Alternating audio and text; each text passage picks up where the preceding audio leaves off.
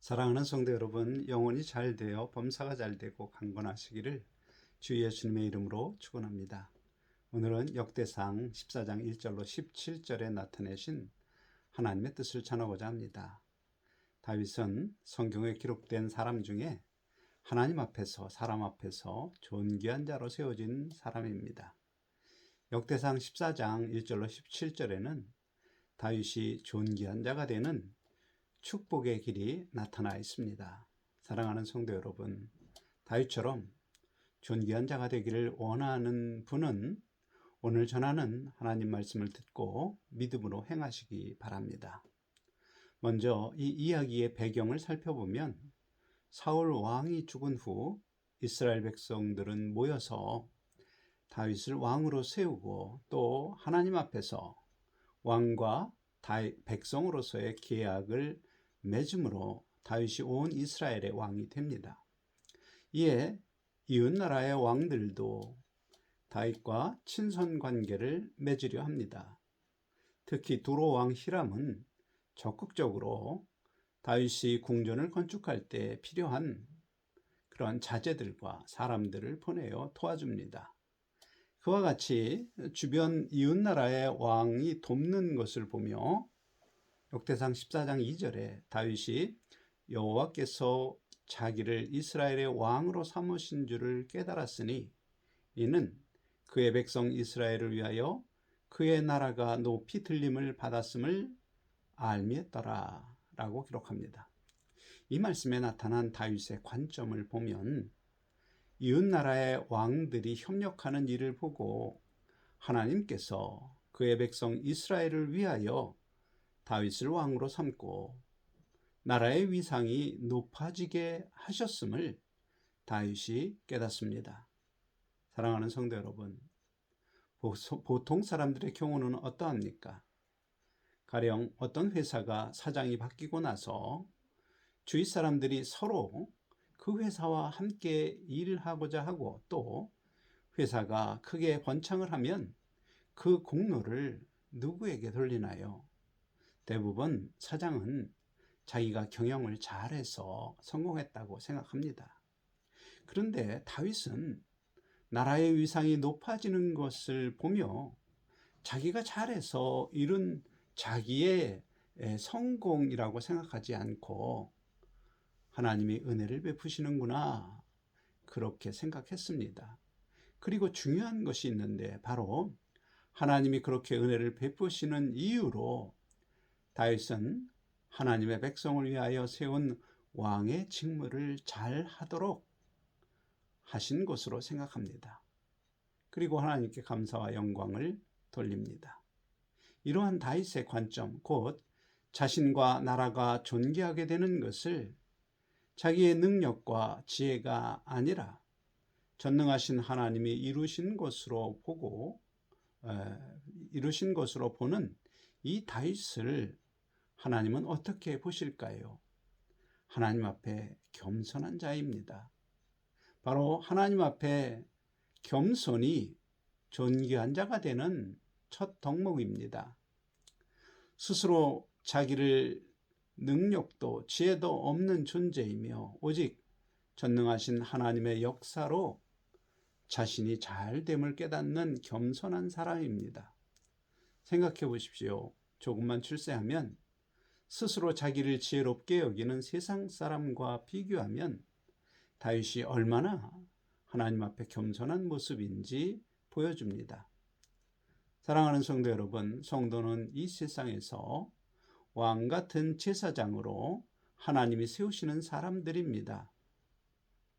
그러므로 예수님은 기도를 가르치실 때에 나라가 임하게 하시고 기도하라 가르쳤습니다. 참고로 하나님 나라가 임하는 것의 의미는 세상 법에 지배받던 곳이 하나님의 법이 지배하는 곳으로 변하는 것입니다.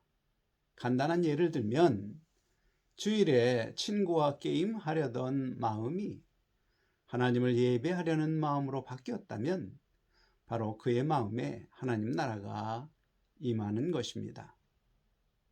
예수님이 가르치신 나라가 임하게 해달라는 그 기도는 바로 내 마음과 내 주변 사람들 사이의 관계에서 세상법, 곧 탐심과 정욕을 만족시키려는 죄의 법에서 벗어나 하나님의 법에 지배받게 해달라, 해주세요 기도하는 의미입니다. 그렇게 기도하라는 의미입니다. 그 기도에 응답하신 하나님의 역사로 여러분이 왕으로 다스리는 하나님 나라가 확장되고 강성하게 됩니다. 왕으로 다스린다 하니 세상의 왕처럼 이것저것 명령하여 사람을 부리는 것으로 생각하는 것은 오해입니다. 예수님은 누가복음 22장 26절에 너희는 그렇지 않으니 너희 중에 다스리는 자는 섬기는 자와 같을지니라. 이 말씀을 기준으로 보면 하나님 나라의 왕은 섬기는 것으로 직무를 수행합니다. 그러므로 주 예수님의 서로 사랑하라 하신 새 계명을 따라 사랑의 본을 보이며 섬기는 일을 하도록, 그래서 주변 사람들이 하나님의 복을 받는 백성이 되도록 하나님이 나를 하나님 나라의 왕으로 세우신 것입니다. 그러므로 다윗의 관점에 나타난 영적인 교훈을 생각해 봅시다. 만일 내가 주변 사람들에게 좋은 평판을 받고 또 그들의 협조와 도움을 받는 것을 보면 내가 능력이나 지혜가 있다거나 혹은 내가 덕을 베풀어서 그런 것이 아니라 하나님이 도우셔서 그런 평판과 도움을 받게 되었다는 것을 깨달아야 합니다. 그리고 하나님의 도우심은 내가 섬겨야 할 사람들을 위하여 나로 왕의 직무, 곧 섬기는 일을 잘 하도록 하신 것을 깨달아야 합니다. 그 깨달음으로 다윗처럼 하나님 앞에 겸손하고 정직한 마음으로 섬기는 자기의 직무를 감당해야 합니다. 그것이 존귀한 자가 되는 복된 인생의 첫 조건입니다. 그런데 역대상 14장 3절로 6절에 보면 다윗이 헤브론에서 아내 셋이 있었음에도 예루살렘에서 또 아내를 여러 명 맞아서 낳은 아들과 딸들을 기록합니다. 사람을 남자와 여자로 창조하신 하나님의 뜻은 한 남자가 부모를 떠나 한 아내와 연합하여 한 몸을 이루어서 함께 영광의 면류관을 받도록 하시는 것입니다. 그러나 다윗은 명성이 높아지고 또 몸이 편안하게 되자 탐심과 정욕을 쫓아서 여러 명의 여자를 아내로 맞이합니다. 곧 하나님의 뜻을 버리고 자기의 정욕을 쫓아 행하는 죄를 범합니다. 하나님의 법을 버리고 죄의 법 아래서 행한 것입니다. 그것은 훗날 형제가 서로 죽이고 아들이 반란을 일으키는 존속 살인과 천륜 파괴의 고난과 고통을 받는 원인이 됩니다. 명심해야 합니다. 사람이 존귀한 자가 되었을 때 탐심과 정욕을 위하여 하나님의 법을 버리는 것은 나중에 다가올 고통과 재앙의 원인이 됩니다.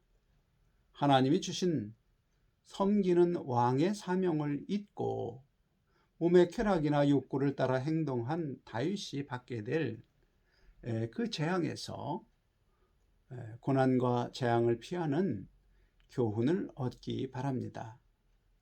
한편 다윗에게 협조한 왕만 있는 것은 아닙니다. 다윗이 왕이 되자 평소 원수지간인 블레셋, 지금의 말로는 팔레스틴이 쳐들어옵니다. 이때 다윗이 먼저 한 일은 역대상 14장 10절, 다윗이 하나님께 물어 이르되 내가 블레셋 사람을 치러 올라가리이까 주께서 그들을 내 손에 넘기시겠나이까 하니 여호와께서 그에게 이르시되 올라가라 내가 그들을 내 손에 넘기리라 하신지라. 곧 하나님께 묻는 것입니다. 사랑하는 성도 여러분, 다윗의 이 태도에서 두 번째 축복의 길을 보여줍니다. 곧 성도가 어려움을 만나면 가장 먼저 해야 할 일은 바로 하나님께 묻는 것입니다. 신약의 표현으로 머리이신 예수 그리스도와 교통하는 것입니다. 그것이 바로 예수님이 나는 양의 문이라 선포하시며 권면한 양의 문으로 출입하는 성도입니다. 곧 내 생각대로 실행하기 전 먼저 그 생각이 하나님의 뜻에 합한지 기도하고 합하다는 응답을 받으면 행하고 죄가 문에 엎드려 있다는 지적을 받으면 그 죄를 다스려 행하지 않는 성도, 바로 그가 양의 문으로 출입하는 성도입니다. 다윗은 블레셋을 물리치기 위하여 치러 올라가려는 자기 생각을 즉시로 행하지 않았습니다. 행하기 전에 먼저 그 일에 대하여 자기 생각으로 할 그 일에 대하여 하나님께 묻고 하나님의 응답을 듣는 행동을 합니다. 다윗은 지금 양의 문으로 출입하는 것입니다. 그런 다윗처럼 우리도 인생에서 어려움을 만날 때 그 어려움을 해결하기 위하여 내가 생각하는 방법이 있다면 결정하고 실행하기 전 먼저 하나님의 뜻을 묻고 응답을 받은 후 결정하고 행동해야 합니다. 그러면 하나님의 응답을 따라서 블레셋을 물리치고 다윗이 고백한 말, 하나님이 물을 쪼개같이 내 손으로 대적들을 흩으셨다. 이 고백처럼 우리도 하나님의 역사하심으로 당면한 어려움이 해결된 후 다윗처럼 고백하게 될 것입니다. 한편 다윗의 손에 흩어진 블레셋 사람들은 가지고 있던 우상을 버리고 도망하였습니다. 그리고 다윗은 그 우상들을 전부 불에 사릅니다. 우상을 섬기는 대적과 싸움에서 하나님의 역사로 승리하게 되면 대적들은 자기들의 우상을 버리게 되고 버린 그 우상은 불태워지는 이 이야기를 영적으로 생각해 봅시다. 예를 들어 전도하여 섬겨야 할 사람에게 사탄이 역사하여 하나님이 세우신 질서를 돈 문제로 관계가 깨어지는 어려움이 왔을 때 성도는 반드시 떠오른 자기의 생각이 하나님의 뜻에 합한 것인지 묻고 응답하신 하나님의 뜻에 따라서 말하고 행동해야 합니다. 그러면 하나님의 역사로 돈 우상을 섬기던 그 사람이 하나님의 섭리를 떠나려 했던 그 자기의 생각이 바뀌어서 돈 우상을 버리고 마귀 권세가 물러가는 역사가 일어납니다. 한편 물러갔던 블레셋 사람들이 다시 골짜기를 침범합니다. 이에 역대상 14장 14절로 15절에 다윗이 또 하나님께 묻자온대 하나님이 이르시되 마주 올라가지 말고 그들 뒤로 돌아 뽕나무 숲을 맞은편에서 그들을 기습하되 뽕나무 꼭대기에서 걸음소리가 들리거든 곧 나가서 싸우라. 너보다 하나님이 앞서 나가서 블레셋 사람들의 군대를 치리라 하신지라. 이 말씀을 앞의 말씀과 비교하면 놀라운 다윗의 영적 성장을 알 수 있습니다. 처음 블레셋 사람들이 쳐들어왔을 때 다윗은 자기의 생각, 곧 치러 올라가는 것에 대하여 하나님께 물었습니다. 그런데 이번에는 다윗이 자기 생각을 묻는 것이 아니라 단순히 블레셋이 쳐들어온 사실을 고하기만 합니다. 그러자 하나님이 어떻게 물리치실 것을 상세하게 알려주십니다. 사랑하는 성도 여러분, 블레셋이 처음 치러 왔을 때, 그때와 다시 치러 왔을 때 다윗의 기도에 무슨 차이가 있습니까? 다윗은 처음에 블레셋이 치러 왔을 때 그들을 치러 올라갈까 하는 자기의 생각을 하나님께 물었습니다. 다음에는 자기 생각을 하나님께 묻지 않습니다.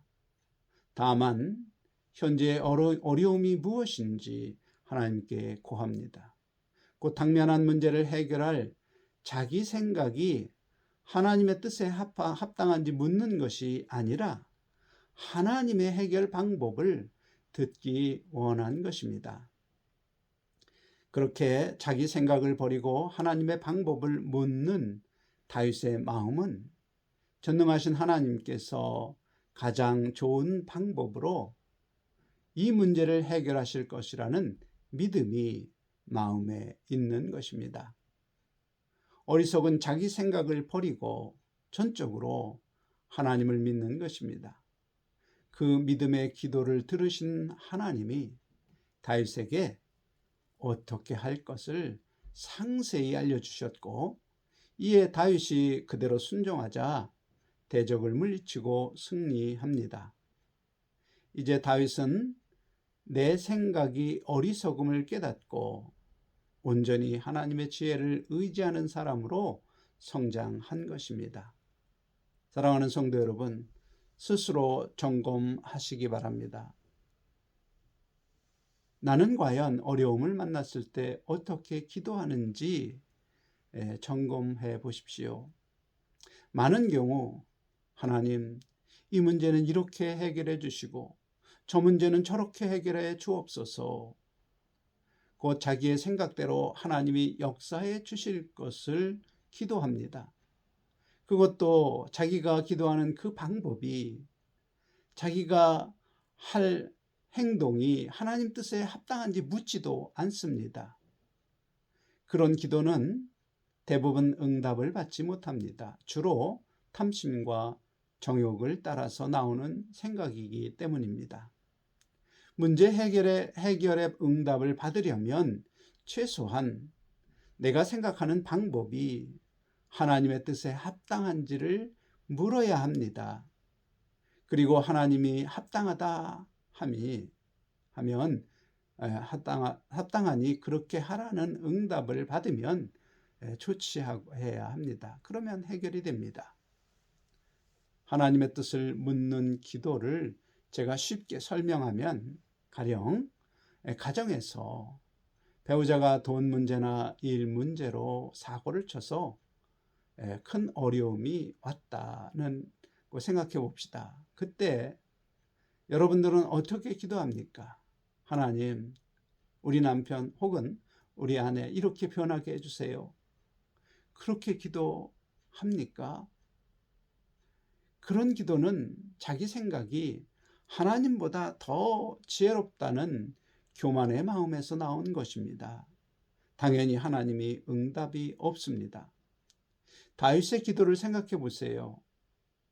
다윗은 자기가 어떻게 할 생각이 성경에 나타나신 하나님의 뜻과 합한지를 물었습니다. 바로 그렇게 물어야 합니다. 곧 배우자가 어떻게 되게 해달라고 기도하는 것이 아니라 스스로 내가 어떻게 해야 할지 그 생각을 하나님의 뜻과 합한지를 물어야 합니다. 곧 하나님의 뜻, 배우자와 한 몸을 이루도록 하신 그 뜻에 부합하는 생각인지를 물어야 하는 것입니다. 그때 양심에서 성령 하나님께서 그렇다 말씀하시면 실행하는 것이고, 그렇지 않다 하시면 그 생각 속에 있는 죄를 다스려야 합니다. 그것이 바로 다윗이 올라가서 칠까요? 라고 자기가 할 행동을 생각 단계에서 물었을 때 응답받았던 것과 같은 하나님의 응답입니다. 만일 하나님이 나에게 가장 좋은 방법으로 문제를 해결해 주신다는 믿음이 있는 성도라면 다만 현재의 문제를 하나님께 고하고 성령 하나님께서 생각나게 하시는 하나님의 말씀 그대로 조치하는 것입니다. 곧 내 생각을 버리고 한 몸을 이루라는 하나님의 뜻을 따라서 내가 어떻게 해야 하는지를 알려주시는 말씀대로 순종하는 조치, 그것을 구하고 그대로 행하는 것입니다. 참고로 사람의 인격은 지정의로 이루어집니다.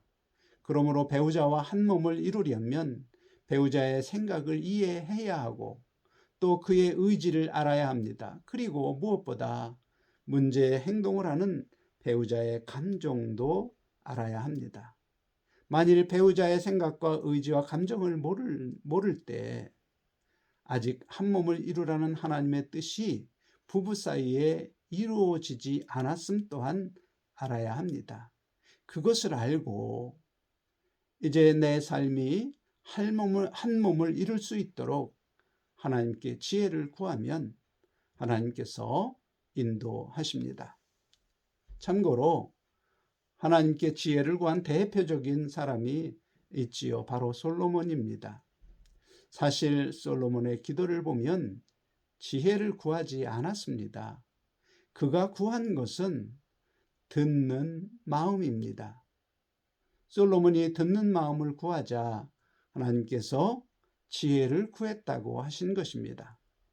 그러므로 듣는 마음으로 배우자와 대화를 하면 그 대화 속에 그의 생각과 의지와 감정이 나타나서 함께 한 몸을 이루는 지혜도 얻게 됩니다. 그리고 그 지혜를 따라서 내가 행할 일이 하나님의 뜻에 합한지를 묻고 성령께서 응답하시는 대로 행하면 하나님이 모든 문제를 해결하십니다. 사랑하는 성도 여러분, 우리가 인생에서 만날 수 있는 모든 어려움을 미리 예방하고 해결할 수 있는 구체적인 지혜와 방법은 이미 성경에 기록되어 있습니다.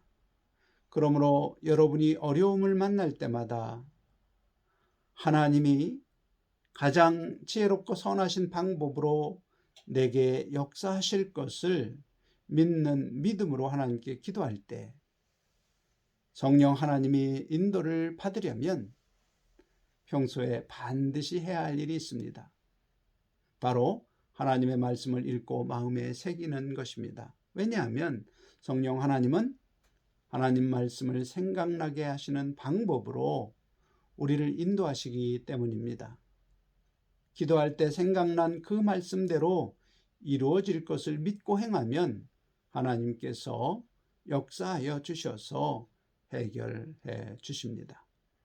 그런 믿음이 바로 블레셋이 다시 쳐들어왔을 때 다윗이 하나님께 자기의 생각을 묻지 않고 하나님께 문제 해결의 지혜와 방법을 듣는 믿음입니다. 분명한 것은 하나님께서 성도의 문제를 해결할 조치를 알려주시고자 해도 성도가 마음에 새긴 하나님의 말씀이 없다면 불가능합니다. 그래서 목사들이 성경 읽기를 강조하는 것이지요.